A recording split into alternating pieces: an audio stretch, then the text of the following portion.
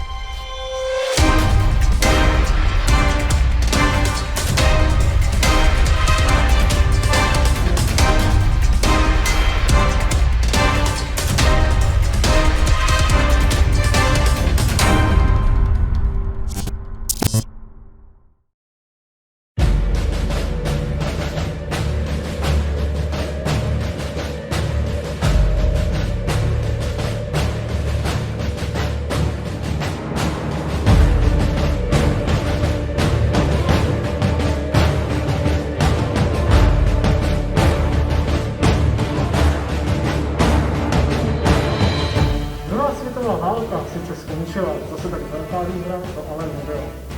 Sovětský svaz totiž začíná zbrojit a zbrojí také Spojené státy americké.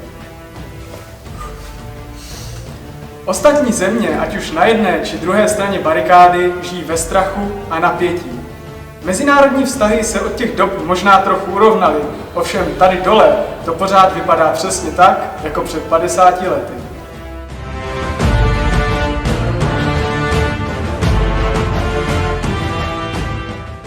Přímo pod hlavní vchod administrativní budovy fungujícího průmyslového areálu vede úzká a několik metrů dlouhá temná šachta nouzového výlezu.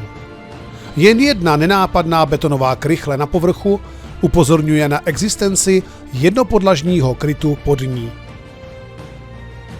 Hned za těžkými tlakovými dveřmi se ale nachází úplně jiný svět. Svět v době studené války.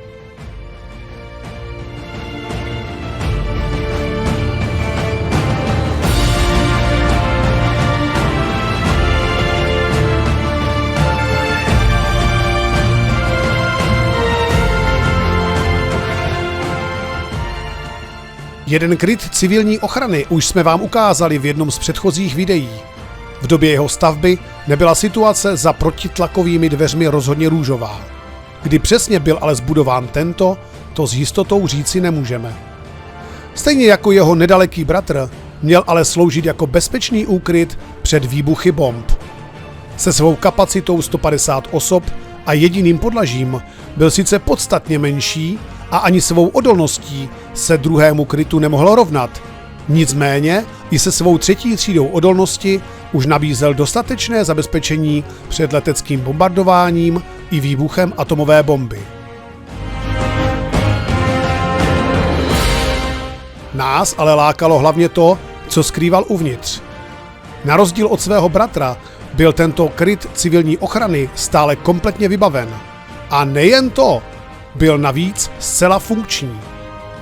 Ve svitu starých žárovek jsme tak narazili na plesnivějící bedny s plynovými maskami, regály plné kožených bot a gumáků, řady nosítek a hromady lékárniček nebo protiradiačních obleků.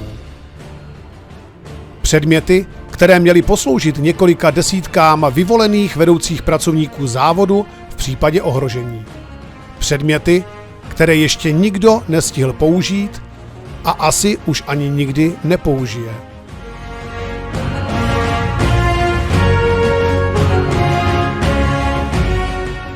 Situace, ve které by museli úředníci opustit své kanceláře, spořádaně sestoupat do suterénu a rozdělit se před 2 těžkými železnými dveřmi s největší pravděpodobností naštěstí nikdy nenastane. Tady dole jsme si ale museli připadat, jako by mohlo k bombardování dojít snad s každým dalším dnem.